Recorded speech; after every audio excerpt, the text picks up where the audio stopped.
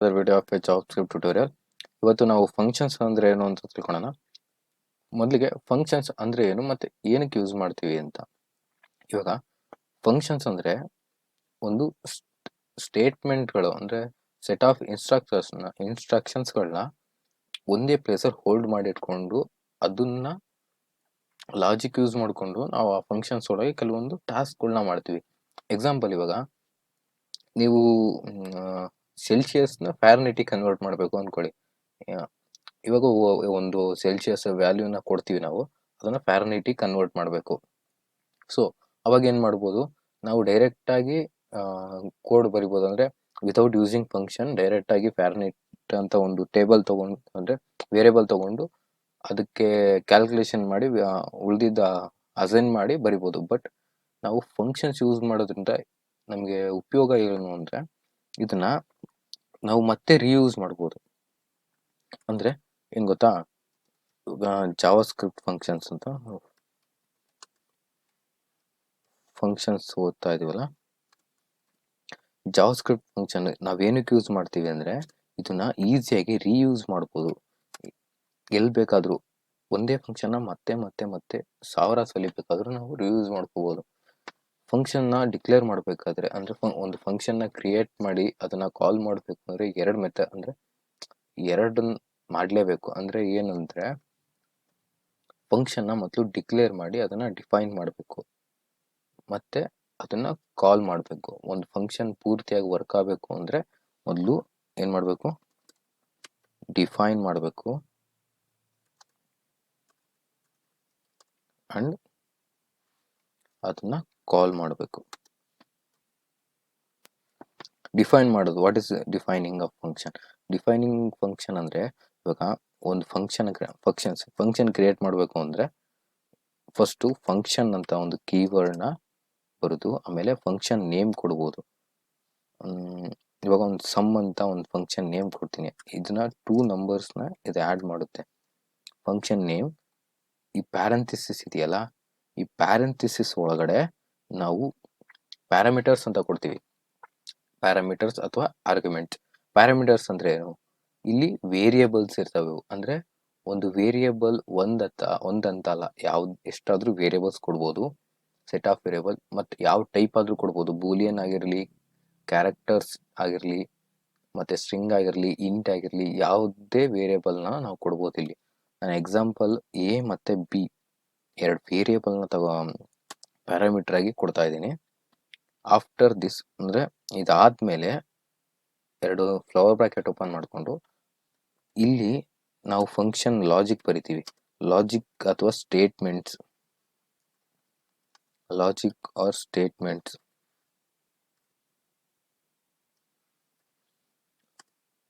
Statements ತಪ್ಪಾಯ್ತು. Okay, statements. ಇದರೊಳಗೆ ನಾವು ಈ ಎ ಮತ್ತು ಬಿ ಪ್ಯಾರಾಮೀಟರ್ನ ನಾವು ಏನಕ್ಕೆ ಯೂಸ್ ಮಾಡ್ಕೊಂಡಿದ್ದೀವಿ ಅಂದರೆ, ನಾವು ಫಂಕ್ಷನ್ ಕಾಲ್ ಮಾಡಬೇಕಾದ್ರೆ ಎರಡು ನಂಬರ್ನ ಆ್ಯಡ್ ಮಾಡಬೇಕು ಅಂತ ಈ ಫಂಕ್ಷನ್ನ ಕಾಲ್ ಮಾಡ್ತೀವಿ. ಆ ಕಾಲ್ ಮಾಡಬೇಕಾದ್ರೆ ಆ ಯಾವೆರಡು ನಂಬರು ಅದ್ರ ವ್ಯಾಲ್ಯೂಸ್ ಬೇಕಲ್ಲ. ಸೊ ಆ ವ್ಯಾಲ್ಯೂಸ್ಗೋಸ್ಕರ ನಾನು ಈ ವೇರಿಯೇಬಲ್ನ ತೊಗೊಂಡಿದ್ದೀನಿ, ಎರಡು ಪ್ಯಾರಾಮೀಟರ್ಸ್ನ ತೊಗೊಂಡಿದ್ದೀನಿ. ಪ್ಯಾರಾಮೀಟರ್ಸ್ ಅಂದರೆ ಎಷ್ಟೇ, ಅವು ಫಂಕ್ಷನ್ ಒಳಗಡೆ ಯೂಸ್ ಮಾಡೋಕ್ಕೆ ಮತ್ತು ಫಂಕ್ಷನ್ಗೆ ಸರ್ಟೈನ್ ವ್ಯಾಲ್ಯೂನ ಕೊಡೋಕ್ಕೆ, ಅದು ಕಾಲ್ ಮಾಡಬೇಕಾದ್ರೆ ಸರ್ಟೈನ್ ವ್ಯಾಲ್ಯೂ ಕೊಡೋಕ್ಕೋಸ್ಕರ ನಾವು ಪ್ಯಾರಾಮೀಟರ್ಸ್ನ ಯೂಸ್ ಮಾಡ್ತೀವಿ. ಎನಿ ಟೈಪ್ ಆದರೂ ಪ್ಯಾರಾಮೀಟರ್ಸ್ ಯೂಸ್ ಮಾಡ್ಬೋದು, ನೀವು ಆಬ್ಜೆಕ್ಟ್ ಟೈಪ್ ಆದರೂ ಯೂಸ್ ಮಾಡ್ಬೋದು, ಇಂಟ್, ಕ್ಯಾರೆಕ್ಟರ್ ಯಾವುದಾದ್ರೂ ಓಕೆ. ಫಸ್ಟು ಎರಡು ವ್ಯಾಲ್ಯೂಸ್ನ ಆ್ಯಡ್ ಮಾಡೋಣ. ಸಮ್ ಅಂತ ಒಂದು ವೇರಿಯೇಬಲ್ನ ಕ್ರಿಯೇಟ್ ಮಾಡ್ಕೋತೀನಿ. ಇದು ಫಂಕ್ಷನ್ ಒಳಗಡೆ ಯಾವುದೇ ವೇರಿಯೇಬಲ್ ಕ್ರಿಯೇಟ್ ಆದರೂ ಅದು ಲೋಕಲ್ ವೇರಿಯೇಬಲ್ ಆಗಿರುತ್ತೆ. ಸಮ್ ಅಂತ ವೇರಿಯೇಬಲ್ ಕ್ರಿಯೇಟ್ ಮಾಡಿದೆ. ಆ ವೇರಿಯೇಬಲ್ಗೆ ಎ ಪ್ಲಸ್ ಬಿ, ಈ ಎರಡು ಎ ಮತ್ತು ಬಿನ ಆ್ಯಡ್ ಮಾಡಾದ್ಮೇಲೆ ಅದು ಅದ್ರ ವ್ಯಾಲ್ಯೂ ಸಮ್ಮಲ್ಲಿ ಸ್ಟೋರ್ ಆಗುತ್ತೆ. ಇವಾಗ ಆ ಸಮ್ನ ನಾವು ಡಾಕ್ಯುಮೆಂಟ್ ಮೇಲೆ ಪ್ರಿಂಟ್ ಮಾಡಿಬಿಡೋಣ. Document dot write sum. Next ಇದು ಇಷ್ಟು ಫಂಕ್ಷನ್ ಡೆಫಿನೇಷನ್ ಆಯಿತು. ಅಂದರೆ ಫಂಕ್ಷನ್ ಡೆಫಿನೇಷನ್. ನೆಕ್ಸ್ಟು ಈ ಫಂಕ್ಷನ್ನ ರನ್ ಆಗಬೇಕು ಅಂದರೆ ನಾವು ಈ ಫಂಕ್ಷನ್ನ ಕಾಲ್ ಮಾಡಬೇಕು.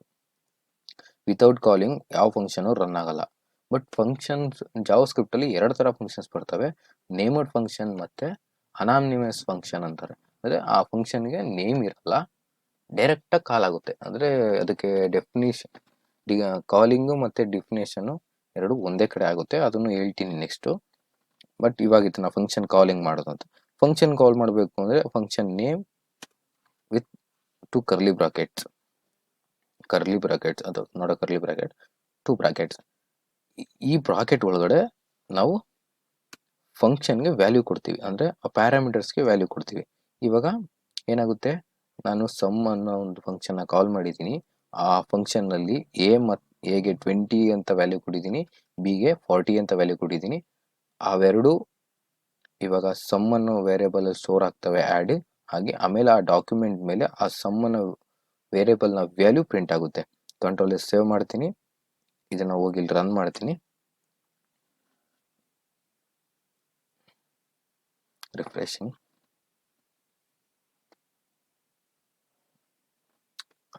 ಹಳೆ ವ್ಯಾಲ್ಯೂ ನಾನು ಟ್ರೈ ಮಾಡ್ತಾ ಇದ್ದೆ, ಅವಾಗ ಬಂತು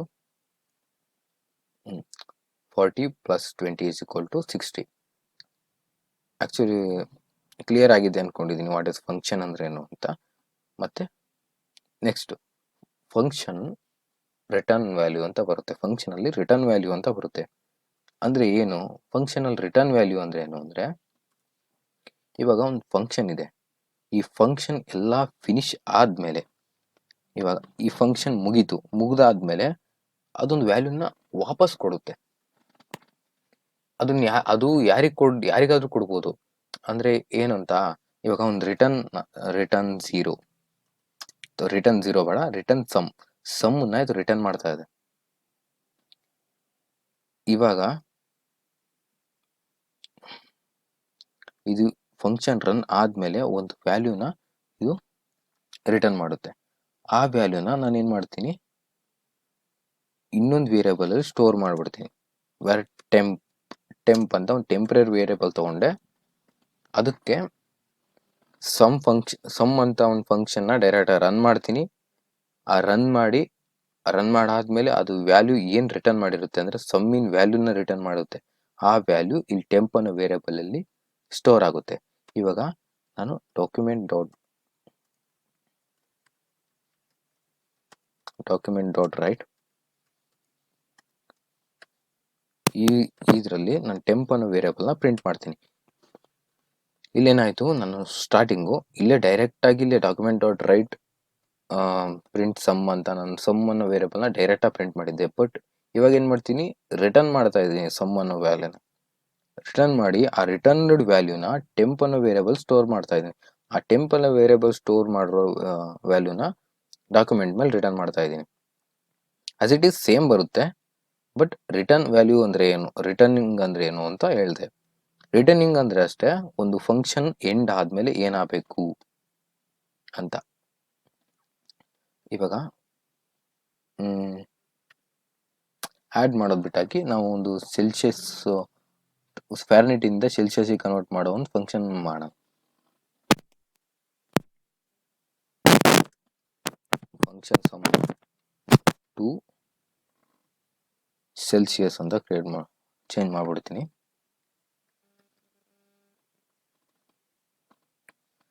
ಇಲ್ಲಿ ನಮಗೆ ಒಂದೇ ಇದು ಸಾಕು, ಫ್ಯಾರ್ ಅಂತ ನಾನು ತೊಗೊಂಡೆ. ಆ ಫ್ಯಾರನ್ಹೀಟ್ನ ಇಲ್ಲಿ ಲಾಜಿಕ್ ಬರೆಯೋಣ.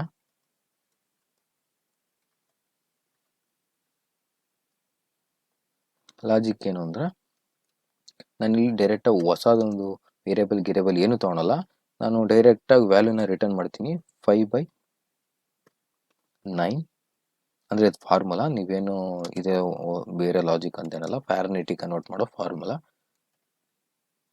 ಫ್ಯಾರನ್ಹೀಟ್ನ ಅಥವಾ ಸೆಲ್ಸಿಯಸ್ನ ಫ್ಯಾರನ್ಹೀಟ್ನ -32.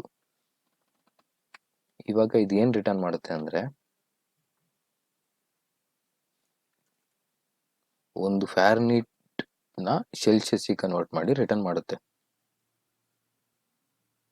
ನಾನು ಈ ಟೆಂಪ್ ವೇರಿಯಬಲ್ ಪ್ಲಸ್ ಮಾಡಿ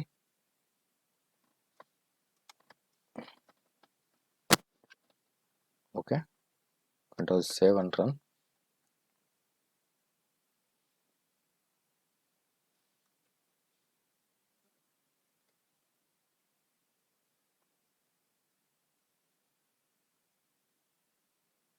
ಯಾಕೆ ಬರ್ತಾ ಇಲ್ಲ? ಓ, ಸಮ್ ಅಲ್ಲ, ಅಲ್ಲಿ 2 ಸೆಲ್ಸಿಯಸ್.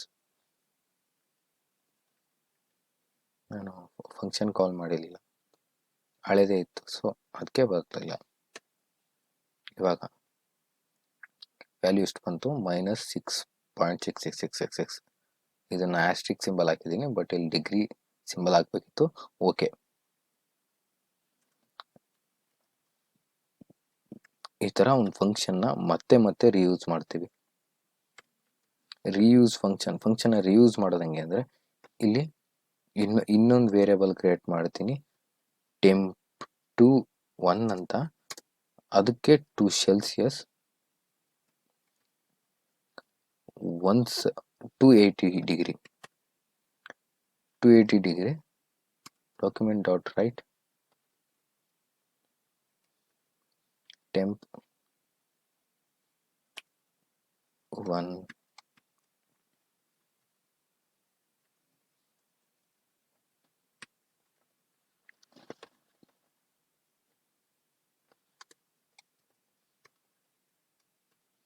ಇಲ್ಲಿ ಬ್ರೇಕ್ ಇದು HTML ಏನಿದು. ಇವಾಗ ಏನು ಬಂತು? ಫಂಕ್ಷನ್ನ ರಿಯೂಸ್ ಮಾಡಿದೆ ಅಂದರೆ ಒಂದು ಫಂಕ್ಷನ್ ಒಂದೇ, ಅದನ್ನ ಒಂದು ಕಡೆ ಸ್ಟೇಟ್ಮೆಂಟನ್ನು ಒಂದು ಕಡೆ ಗ್ರೂಪ್ ಮಾಡಿ ಬಿಟ್ಟಿದ್ದೀನಿ. ಅಂದರೆ ನಾನು ಜಸ್ಟ್ ಬರೆದಿರೋದು ಒಂದೇ ಫಂಕ್ಷನ್ನು, ಬಟ್ ಅದನ್ನು ತುಂಬ ಕಡೆ ಎರಡು ಕಡೆ ರಿಯೂಸ್ ಮಾಡಿದ್ದೀನಿ. ಇದನ್ನೇ ಫಂಕ್ಷನ್ ರಿಯೂಸ್ ಅಂತಾರೆ. ನನ್ನ ಫಂಕ್ಷನ್ ಎಷ್ಟು ಥರನಾದ್ರೂ ರಿಯೂಸ್ ಮಾಡ್ಕೋಬೋದು. ಇನ್ನೊಂದಿದೆ ಅನಾನಿಮಸ್ ಫಂಕ್ಷನ್ ಅಂತ. ನಾವು ಆ ಫಂಕ್ಷನ್ ಹೆಂಗೆ ಯೂಸ್ ಮಾಡೋದು ಅಂದರೆ, ಇದನ್ನು ತೋರಿಸ್ತೀನಿ, ಇದನ್ನು ಕ್ಲಿಯರ್ ಮಾಡ್ಕೊಡೋಣ.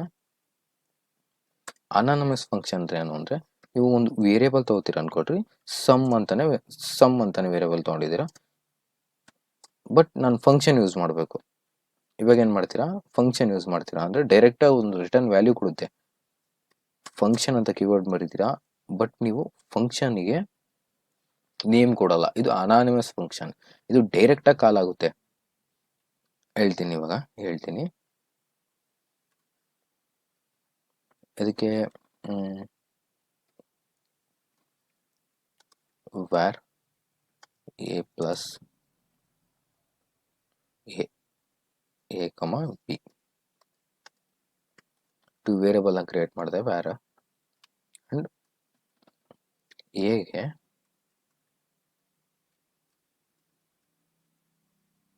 sum is equal to a plus b.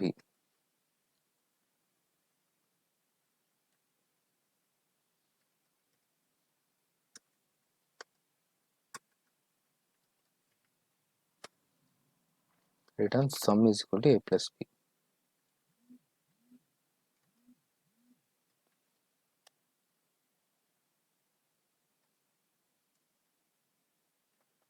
A is equal to 90, b is equal to 78. Okay,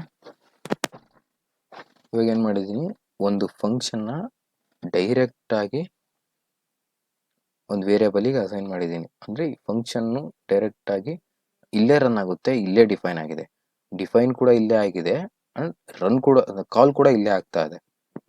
ಅಂದರೆ ಬಟ್ ಫಂಕ್ಷನಿಗೆ ನೇಮ್ ಇಲ್ಲ. ಇದನ್ನು ಕಾಲ್ ಮಾಡಬೇಕು ಅಂದರೆ ಫಂಕ್ಷನ್ ನೇಮ್ ಬೇಕು, ಇದನ್ನು ನಾವು ಕಾಲ್ ಮಾಡೋಕ್ಕಾಗಲ್ಲ. ಸೊ ಇದನ್ನು ಅನಾನಿಮಸ್ ಫಂಕ್ಷನ್ ಅಂತೀವಿ. ಬಟ್ ಇದನ್ನು ಕಾಲ್ ಮಾಡ್ಬೋದು, ಕಾಲ್ ಮಾಡೋಕ್ಕೆ ಬರಲ್ಲ ಅಂತಲ್ಲ. ಇವಾಗ ಕಾಲ್ ಮಾಡಿದ್ರೆ ಏನು ಬರುತ್ತೆ ಗೊತ್ತಾ? ಸಮ್ನ ನಾವು ಇದೇ ಥರ ಕಾಲ್ ಮಾಡಿದರೆ, ವ್ಯಾರ್ ಸಮ್ ಅಲ್ಲ, ಸಮ್ ನಾವು ಈ ಥರ ಕಾಲ್ ಮಾಡ್ಬೋದು, ಸಮ್ ಅಂತ. ಯಾಕಂದರೆ ಡೈರೆಕ್ಟಾಗಿ ಒಂದು ವೇರಿಯೇಬಲಿಗೆ ಫಂಕ್ಷನ್ನ ಅಸೈನ್ ಮಾಡ್ಬೋದು. ನೀವು ಫಂಕ್ಷನ್ನ ಡಿಫೈನ್ ಮಾಡಲೇಬೇಕು ಅಂತೇನಿಲ್ಲ. ಇಲ್ಲಿ ರಿಟರ್ನ್ ಇದೆಯಲ್ಲ, ಅದು ವೇರಿಯೇಬಲ್ನ ರಿಟರ್ನ್ ಮಾಡುತ್ತೆ. ಇದನ್ನೇ ಡಾಕ್ಯುಮೆಂಟ್ ಡಾಟ್ write sum.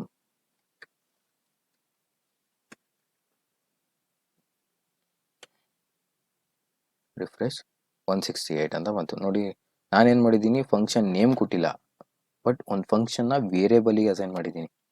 ಇಡೀ ಒಂದು ಫಂಕ್ಷನ್ನೇ ವೇರಿಯೇಬಲಿಗೆ ಅಸೈನ್ ಮಾಡಿದ್ದೀನಿ. ಸೊ ಈ ಥರ ಬಂತು. ಬಟ್ ನೀವು ಪ್ಯಾರಾಮೀಟರ್ಸ್ ಕೂಡ ಯೂಸ್ ಮಾಡ್ಬೋದು, ಇದ್ರಲ್ಲಿ ಬರಲ್ಲ ಅಂತಲ್ಲ. ಎ ಕಮ ಬಿ ಪ್ಯಾರಾಮೀಟರ್ ಯೂಸ್ ಮಾಡ್ತೀರಾ, ಇಲ್ಲಿ ತೆಗೆದು ಇಲ್ಲಿ ವೇರಿಯೇಬಲ್ ತೆಗಿತೀರಾ.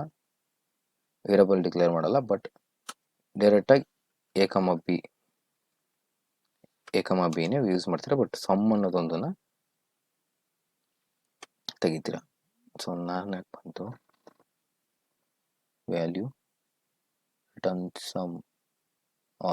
ನಾನಂತ ಯಾಕೆ ಬಂತು ಅಂದರೆ ನಾನಿಲ್ಲಿ ವ್ಯಾಲ್ಯೂ ಕೊಟ್ಟಿಲ್ಲ, ಕಾಲ್ ಮಾಡ್ಬೇಕಾದ್ರೆ ಪ್ಯಾರಾಮೀಟರ್ ವ್ಯಾಲ್ಯೂ ಕೊಟ್ಟಿಲ್ಲ. ಸೊ ಆ ಥರ ಬಂತು. ಇವಾಗ 86 ರಿಫ್ರೆಶ್ ಮಾಡಿದೆ, 86 ಬಂತು. ಮತ್ತೆ ನೆಕ್ಸ್ಟ್ ಟಾಪಿಕ್ ಏನು ಅಂದರೆ ರಿಟರ್ನ್. ಇವಾಗ ರಿಟರ್ನ್ ವ್ಯಾಲ್ಯೂ ಒಂದು ಫಂಕ್ಷನ್ ಕ್ರಿಯೇಟ್ ಮಾಡ್ಕೊಬಿಡೋಣ. ಮತ್ತು ಸಮ್ಮಿಂದ ಕ್ರಿಯೇಟ್ ಮಾಡ್ಕೊತೀನಿ. ಬೇಡ ಸಮ್ಮಿಂದ ಬೇಡ. ಓಕೆ ಸಮ್ಮಿಂದ ತಿಳ್ಕೊಬಿಡೋಣ. ಮತ್ತೆ ಬೇರೆ ಇವಾಗ ಫಂಕ್ಷನ್ಸ್ ಮಾಡೋದಕ್ಕೆ ಹೋದರೆ ತುಂಬ ಟೈಮ್ ಆಗ್ತಿದೆ. ಎ ಕಮ ಬಿ ನಾನು ಮೇನಾಗಿ ಹೇಳ್ತಾ ಇರೋದೇನು ಅಂದರೆ ರಿಟರ್ನ್ ಬಗ್ಗೆ. ರಿಟರ್ನ್ ನಾವು ಎಲ್ಲಿ ಹಾಕ್ತೀವೋ ಅಲ್ಲಿಗೆ ಫಂಕ್ಷನ್ ಎಂಡ್ ಆಗುತ್ತೆ, ಅದಕ್ಕಿಂತ ಮುಂದೆ ಫಂಕ್ಷನ್ ಹೋಗಲ್ಲ. ಎಕ್ಸಾಂಪಲ್ ವ್ಯಾರ್ ಬೇಡ ಎ ಇಸ್ ಈಕ್ವಲ್ ಟು 10 ಅಂತ ಹಾಕಿದ್ದೀನಿ, ಅಸೈನ್ ಮಾಡಿದೆ. ಇಲ್ಲಿ ರಿಟರ್ನ್ ಹಾಕಿದ್ದೀನಿ, ಡಾಕ್ಯುಮೆಂಟ್ ಡಾಟ್ ರೈಟ್ ಎ.